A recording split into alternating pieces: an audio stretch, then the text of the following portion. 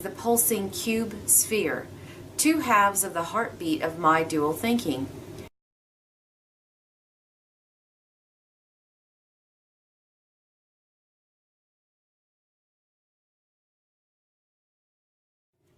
The Secret of Light, Part 3. The Mystery of Gravitation and Radiation. Omnipresence, the Universe of Being. In my universe, there is but one form from which all forms appear. That one form is the pulsing cube sphere, two halves of the heartbeat of my dual thinking. All forms pulse, therefore all forms are two. One form for the inbreathing pulse, which generates, and one for the outbreathing, radiating one. The cube is the sphere expanded by the outward breath to black rest in cold space, and the sphere is the cube compressed to the incandescence of white-hot suns by the inward breath. All spheres emerge from the pulsing, breathing cubes of space and return to them to find fulcrums of rest for re-emergence. Behold, I center one form where it seeks rest in me from the action of my thinking, and I envelop that form with its other half, where it may again find rest in me as another fulcrum for expression of my thinking. These two sexed halves extend from me and return to me, but they are not me, nor are they two halves of one, for they can never be two halves of one. They are always two and never one. Nor can they unite nor meet, for their ways are opposed ways, which never meet. For each one voideth each in their seeming meeting. Behold, I am within all things, centering them, and I am without all things, controlling them. But I am not those things which I center and control. See thou that man knows that each divided light of his conditioning which extends from me to him is balanced always. For I am balance, and that is truth and the law. For I am truth and the law. Say thou to him, each thing is everything, and each is everywhere. For I say that all things are the same things, for all things are universal.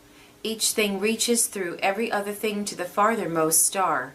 For this purpose have I set my mirrors and my lenses of dual light, to attain an infinity in my imaged universe in which no measure is. And I also say that man's infinity ends in the eyes of man where it began. All things in my mirrored universe end where they began. Eternity thus ends in now, and now in eternity.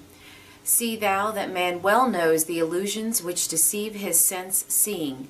Point out to him my mirrors and my lenses which curve my universe of seeming into imaged spheres of my thinking as seed for multiplying one into many ones. Say thou to him, all things occupy the same space, and each thing occupies all space. All things extend from all things and are extensions of all things. Likewise I say, all things center all things and are involved in all things. Say thou these things in words of man's knowing, and say thou that I, the light, center him and all things else, for I am everywhere. From the Divine Iliad. Again I say that all things extend to all things, from all things, and through all things. For to thee I say again, all things are light, and light separates not, nor has it bounds, nor is it here and not there. Man may weave the pattern of his self in light of me, and of his image in divided lights of me. E'en as the sun sets up its bow of many hues from divided light of me, but man cannot be apart from me, as the spectrum cannot be apart from light of me. And as the rainbow is a light within the light, inseparable, so is man's self within me, inseparable, and so is his image my image. Verily I say, every wave encompasseth every other wave unto the one, and the many are within the one, e'en down to the least of waves of me. And I say further that everything is repeated within every other thing unto the one. And furthermore I say that every element which man thinketh of as of itself alone is within every other element, e'en to the atom's veriest unit. When man queries thee in this wise, sayest thou that in this iron there is gold and all things else? Thou mayest answer, within the sphere and encompassing it is the cube. and every other form that is, and within the cube, and encompassing it, is the sphere, and every other form that is. From the Divine Iliad. This magnetic electric universe, in postulates and diagrams. God is light, God is love. God's creating universe is founded on love. It is creating with light.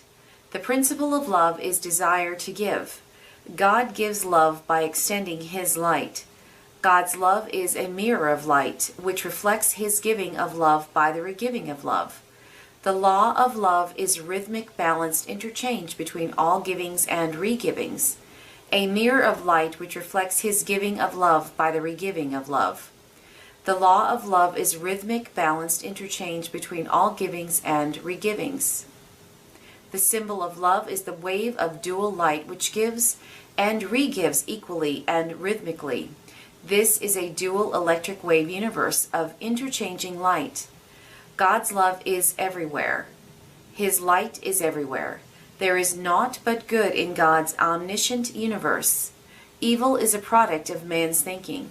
God extends His love, His power, and His knowing radially from 0 points of omnipresent stillness to other 0 points in the measure of His desire to give form to His imaginings.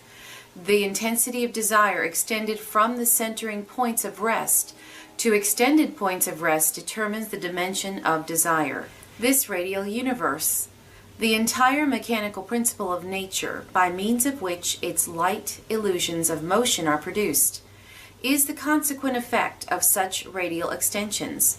Because of it, the seeming multiplication and division of the universal equilibrium into the opposed electrical pressures of gravitation and radiation, which form the foundation of this universe of change, are made possible. God's imaginings extend from rest to rest in His three-dimensional radial universe of length, breadth, and thickness, to become the stage of space for His imagined radial universe of matter, time, change, and motion. Points of rest, further extended to other points of rest, form 3 reflecting planes of still magnetic light, which are at right angles to each other. From the center of these 3 mirror planes of 0 curvature, God's givings are radially projected to 6 opposed mirror planes for reprojection as regivings, to unfold and refold the forms of God's imaginings in the curved electric universe of His desiring. Birth of wave fields. The desire of God to give of His love is manifested in projected action as an outward explosion from the centering point of rest, acting as a fulcrum. The desire to re-give is simultaneously radared back from every point of its progress to refold to the unfolding action. All action in nature is forever disappearing into a mirror of its own image of equal potential. Every projected action in nature which is simultaneously radared back as a reprojected reaction is sequentially repeated as a similar echo from its wave field boundary planes of 0 curvature. All actions in nature are outward explosions, slow actions of growing things, or fast actions of released dynamite or atom bomb. Conversely, all reactions are inward explosions. Actions unfold formlessness into form. Reactions refold form into formlessness. Actions are the basis of radiation. Reactions are the basis of gravitation. Every action anywhere is repeated everywhere throughout the universe. As a consequence, harmonic centers of the same measure of desire extend their actions outward from their centers toward other harmonic centers. Harmonic explosions of equal measure thus fill all space in God's omnipresent universe. Outward explosions which meet each other cannot be spheres, for all space must be filled. Tennis balls crushed together become cubes by gradually flattening where they meet at 6 points on curved surfaces. Likewise, outer explosions flatten into the 6 planes of cubes. Outward explosions are resisted at their maximum in the direction of the 6 points where spheres meet. They are consequently deflected to the 8 points of least resistance, which become diagonals of cubes instead of radii of spheres. 8 directions of two-way expressed force are thus generated, which become the basis of the octave wave. Outward-inward explosions projected through each other develop two opposed pressures. The outward direction divides its potential by expanding it radially. The inward direction multiplies it by compressing it radially. Thus, the two opposed plus and minus equilibrium conditions are produced, which motivate this electric universe of two-way motion. Give to it its heartbeat and produce all effects of illusion caused by the interchange of the two conditions of matter, the cube sphere. Pairs of interchanging opposed conditions are born from each other and become each other as a consequence of that interchange. As all opposites in nature are likewise born, the cube and the sphere are the two opposites of form, from which all forms of all things are born. They are the only forms ever created, being father-mother of all forms. The sphere and the cube both manifest the cosmic principle of balance. Their position in light waves is in the one balanced position in the wave where compression and expansion have ceased to oppose each other, which is at wave amplitude, known as trough or crest. Carbon and sodium chloride are good examples of true cube crystallization. Likewise, their atomic units are true spheres. Sodium iodide or sodium bromide do not crystallize in true cube because of their unbalanced positions near but not upon the plane of wave amplitude. The cube and the sphere are one, being two opposite phases of the same thing. The cube is the sphere extended to black coldness, while the sphere is the cube contracted to white incandescence. Every true sphere in every light wave is an incandescent sun, regardless of its dimension. Prolating spheres, such as our sun, are becoming incandescent inward toward their centers, while oblating spheres, such as our planets, are becoming cold inward toward their centers. The cube is born from the sphere to fulfill the desire of the Creator, to produce form by projecting light from incandescence toward the cold dark of the heavens. Conversely, the sphere is born from the cube to fulfill the other desires for oneness by reprojecting cold dark from the heavens to light in the seed. The creation of all forms of matter is an eternal interchange between the father light of incandescent spheres and the mother light of cold cubes. All forms are born in the direction of the coldness of space and are voided in the direction of incandescence.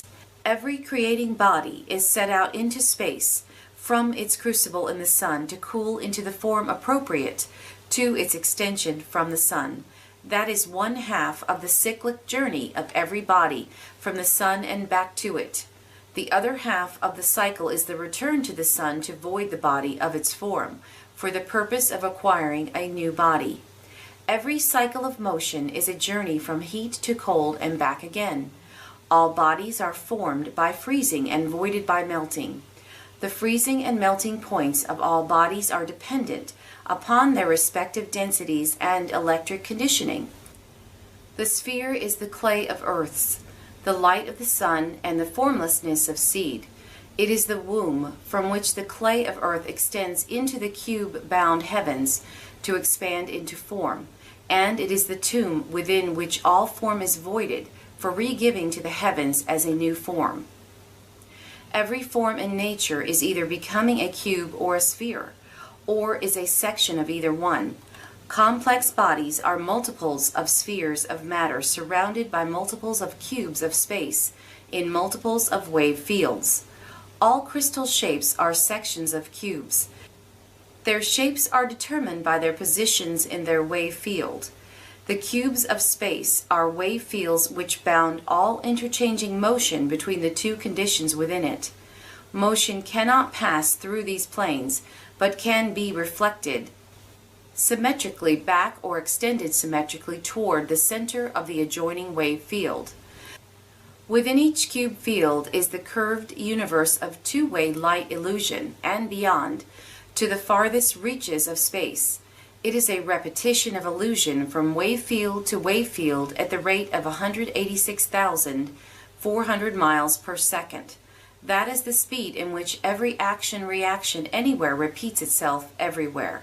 This illusion of motion gives rise to the belief that light travels. Wave field boundary planes of zero curvature insulate all effects of motion, which take place within it, from every other wave field. Centering the wave field is the incandescent sphere which mates it. The potential of the entire field is divided equally between its centering sphere of multiplied matter and the surrounding space of divided matter. Each mate of each wave field in the universe is balanced with its opposite mate, even to the weight of one electron. The reason why the centering sphere is of high potential and its surrounding space is of low potential is due to a difference of volume. The centering sphere may be a few thousand miles in diameter and its surrounding space many millions of miles in diameter, yet they are equal, potential for potential, but unequal volume for volume. Neither of these mates could sustain its separateness of condition unless it constantly interchanged to give all of itself to the other alternately in repetitive cycles. Spheres must give to cubes of space by breathing out to discharge themselves and charge space. Space must then re-give to spheres by breathing out from itself to discharge itself and recharge spheres.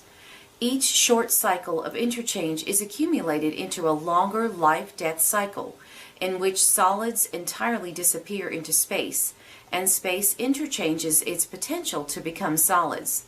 This principle constitutes the forever inside-out, outside-in turnings of nature, by means of which all forms sequentially appear, disappear, and reappear. The inbreathing of spheres generates low potential into high. The generative process of nature is gravitation. The outbreathing of spheres radiates high potential into low. The degenerative process of nature is radiation. Multiplication and division of expressed energy into the high and low potential of gravitation and radiation is made possible by the plan of nature, which causes all actions of nature to extend radially from omnipresent points of magnetic light.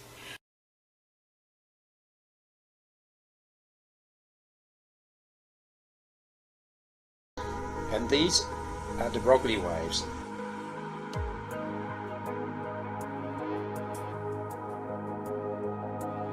All these calculations, as we had all managed to derive these calculations that show the de Broglie waves from this understanding of standing waves, but in this animation Gabriel has made it very clear what's actually going on, and the understanding of all of these things.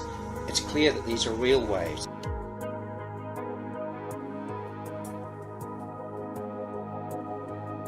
Real waves are happening that explain the nature of matter as being standing waves.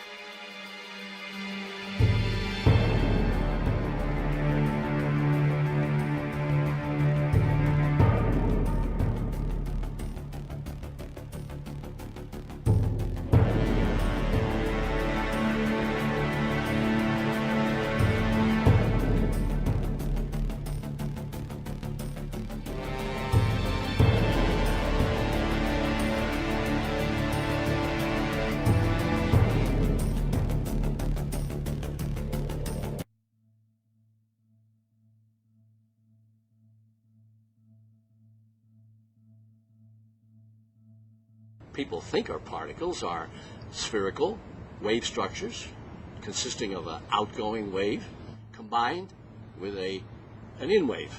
Mathematicians are fairly happy with this because these are the only two possible solutions of the equations. So that part is okay. Now the center of this structure behaves just like a particle. The only problem is not many people know it yet because not many people have investigated it.